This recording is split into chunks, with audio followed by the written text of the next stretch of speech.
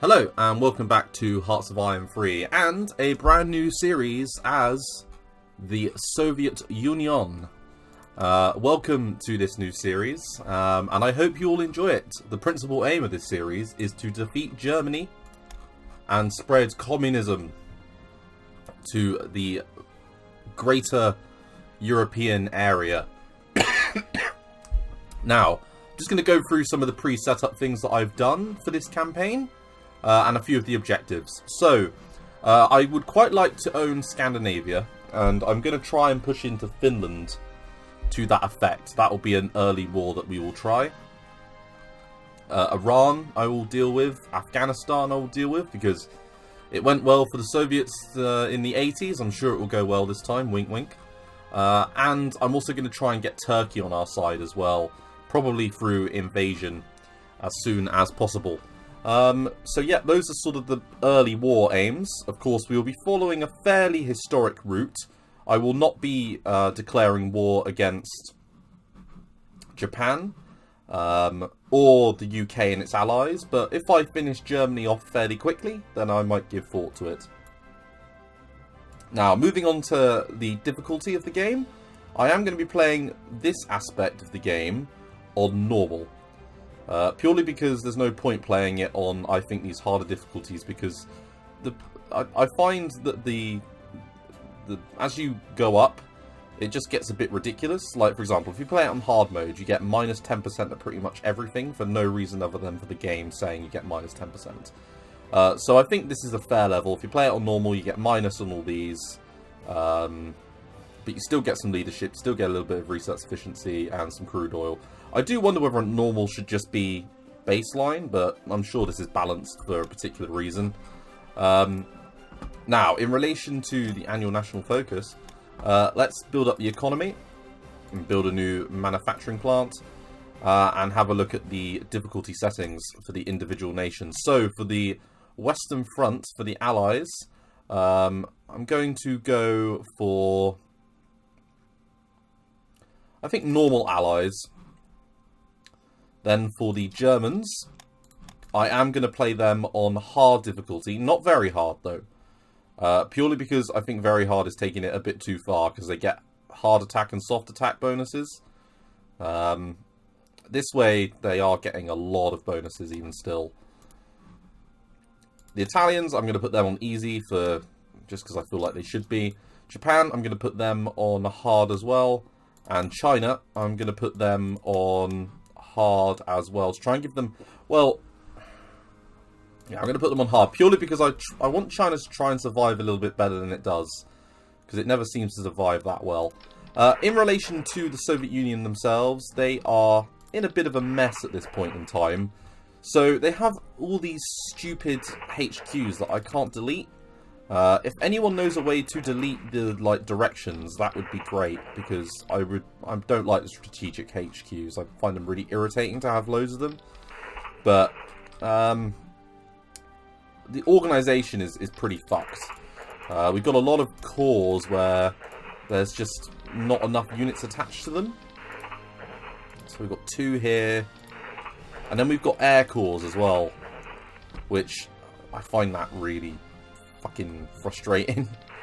So we're going to need to really keep an eye on that and maybe rebuild, like delete a load of stuff. The good news is that we have a very large naval air wing. We have a lot of aircraft. In fact, we can probably get a number for how many aircraft we have by going to the strategic overview, or is it theatres? Can't remember. There we go. That's what it is. Let's have a look.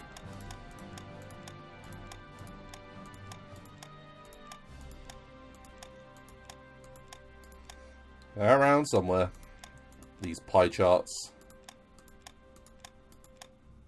Yeah. So we have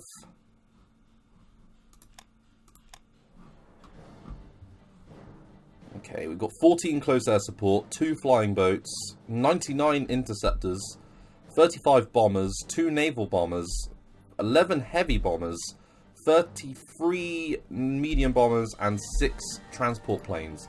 That is a bloody impressive air force to be starting with. Bearing in mind, I think the Germans start with about 60 planes. We start with about double that. And I'm going to build a humongous air force in this run. Now, naval-wise, we do have a fair amount of naval units, split mainly into submarines and things. Nothing crazy large, though. I mean, 48 units. This is a lot of naval power that we have. Power, well, a lot of ships. We've got a lot of naval ships. A lot of submarines. So we'll have to think about the best way to use that to our advantage. And then land unit-wise, we have a lot of land units, but we have a lot of cavalry. You know, like, just loads of cav. And double-stacked cav as well. I really hate it when we have that. So I'm going to be deleting, probably going through and deleting a lot of units here that I don't like. So, from a production standpoint, nothing is in the queue. Tech-wise, I've just set up a few of the basic things. Basic nation techs, a few industry techs, a couple of the technology ones. We don't start that backwards, actually, in some areas. I was expecting worse. I am mainly going to concentrate, though. I'm pretty much going to skip all the naval techs. Just because it's a drain. It's a complete waste of time at the moment. And we start with the deep battle techs. I'm not sure what the point of this one is, because it doesn't do anything. None of these do anything by the looks of it, but I'll get them. I guess they unlock other stuff like army group headquarters and things, division headquarters. But yeah, that will be the plan in principle. We can get superior strength, that's good. We can get, in the British bit, we can get those. And as I say, I can't see the point in any of the naval techs for this run. We're going to concentrate on air and infantry, respectively. And we're going to try and pump out a load of units. So we have 3.74 manpower to reinforce. We've got about 9,000 manpower. Politics-wise, I have done a little bit of work. So we start with Kalanin, who is a weary stiffneck. Susceptibility to external pressure is 5%. Organization regain rate is 5%. That's not great. I would rather have the supplies. And that's what I picked. Stalin, you can replace him. I'm not going to, even though this sucks. -5 IC is crap. But, because there's a 5% Molotov can be put in that position, and we can get a 5% increase, which would be really good, but I'm not going to do that. Litanov gives us a 5% daily modifier, which is good. We've got some resources from this guy, and then you can't really replace these guys yet. Especially you, Chepineski, your days are numbered, my friend. He's a Leninist. A lot of Leninists in the army by the looks of it. Everyone else is a Stalinist. Okay, so yes, from a standpoint of intelligence, the only thing I've done so far is I've highlighted Germany and Japan. I'm going to increase threat on them. This is how I've put our spread. And I think that is probably everything that we're doing. Laws-wise, this is how we start. The only change that I've made is I've put us on heavy industry emphasis, because you can do that straight away from the start of the game. And that just gives you a little bit of, you know, a little bit more IC to play with. So I am just going to put it forward a day.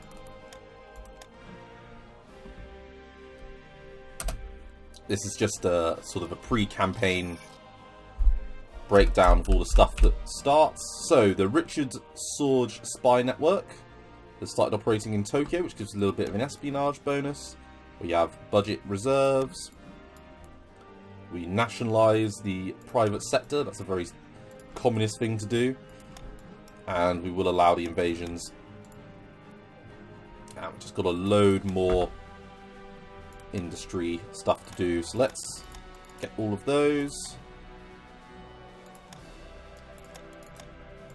Let's get everything going.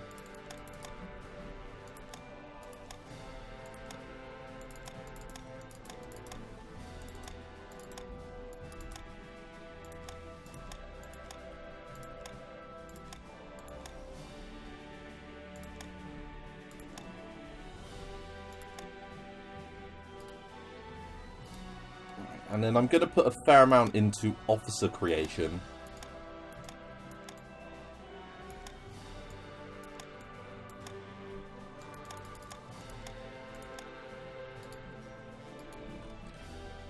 So we're getting 107 officers a day. That's really good. That's positive. And if we put that to specialist training, we probably get even more. Is there... If I put that on specialist training, just because I hate having things coming up on the top there. So basic training is -10 money, -3 leadership, a little bit of recruit time down. If we do specialist, we get a little bit more supply consumption. Leadership goes down a little bit more. It's not experience. We're not building any units, though, are we? Yeah, when we start building units, maybe we'll do that, but in the meantime, I'm quite happy with the current setup. We have 62 IC to play with if we want to be standard on supply, but you know what? I'm going to pump that the other way. Let's have a look at our situation here. So, I'm going to build our IC a long way from the front. We're talking the other end of the country, because I don't see much point in having it places where it could be taken by the Germans. Got 104 to play with, so let's keep building.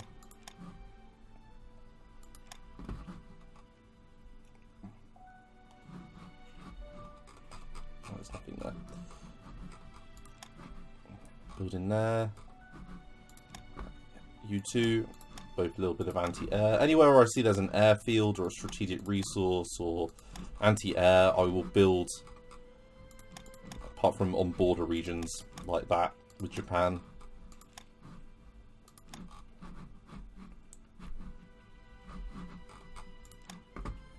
Let's build you there. So I have 48 to play with. Just make sure we've not missed anywhere like we did there. This one there. That one there.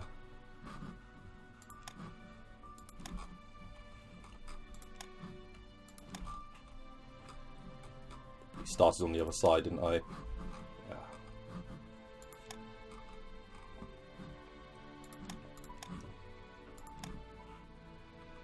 Right, and I still have 4 left. Let's build one there.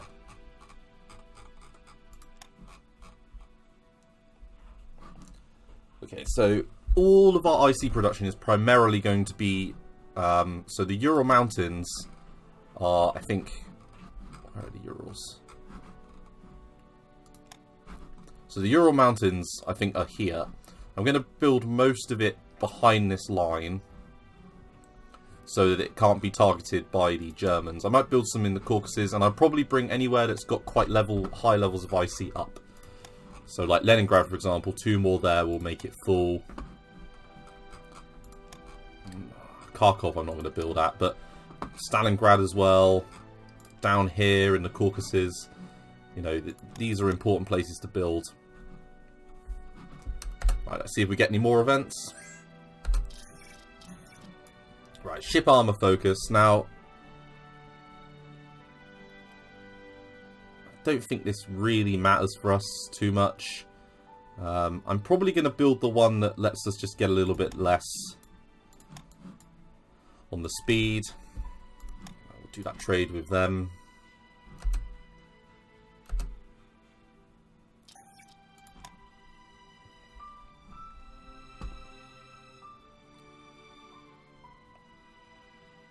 So we do lack a little bit on all of these, but we're getting a fair amount of all of them, so this can be easily rectified.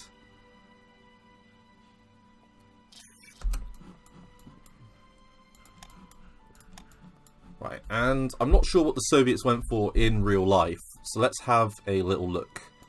So let's go to technology and see what we're good at. So we've got diesel already, and in casting for industry we have casting research quite high as well. Okay, so we're looking at diesel then, so these ones here. I doubt they would go light aircraft, so it's either heavy aircraft or not at all. Let's go, I think this one really, I think the world, oh no, we do cast, don't we? Based on our preset. So 4%, 2.5, 2.5, a little bit less hard attack. Yeah, let's do it. It's all been set up. We've got a little bit more IC to play with now, because we're not reinforcing as much. So I think pretty much everywhere behind this line we're building some IC. Let's have a look at the Caucasus. So we can build a little bit there, a little bit more there. Let's build some there. Let's put one in there because there's an airfield.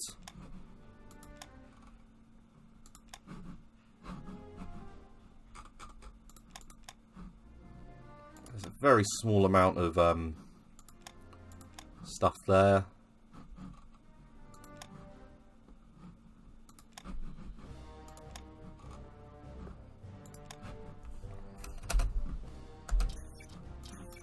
We've got the Communist Militia Brigade, let's build them. Wasting a little bit more on IC for reinforcement.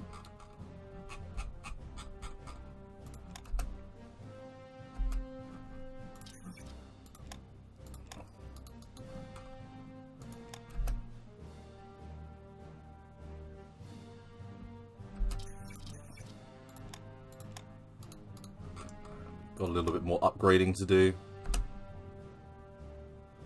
And this video will literally just be a video to sort of get the series started. It's more of a setup video than anything. So I'm going to end the episode at the end of January.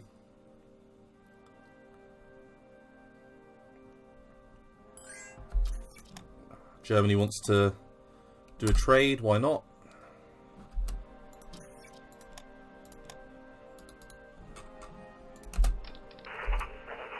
Looks like we've got our first rebellion.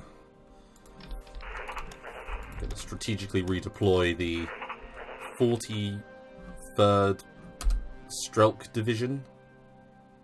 Sorry, anyone that knows any Russian, I really apologise if I mispronounce things. I'm going to try my best not to. I think that's a pretty good deal. We'll take that. So, Comrade, we've been attacked. We've only got 17 days worth of supplies, but we can soon switch that up if we need to. Consumer goods focus. They are not going to win that battle. Give money for rare materials, why not? Now, normally I automate trade, but this time around I'm not going to. Yeah, do that one as well. I've got an autosave. Right, perfect. We'll definitely do the 50 supplies thing.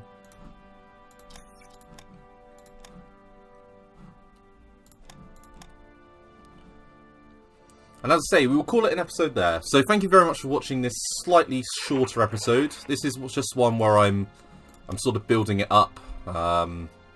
You know, I just wanted to do a setup episode really, just to show you how I'm going to play it. So we're playing with a hard Germany on normal mode.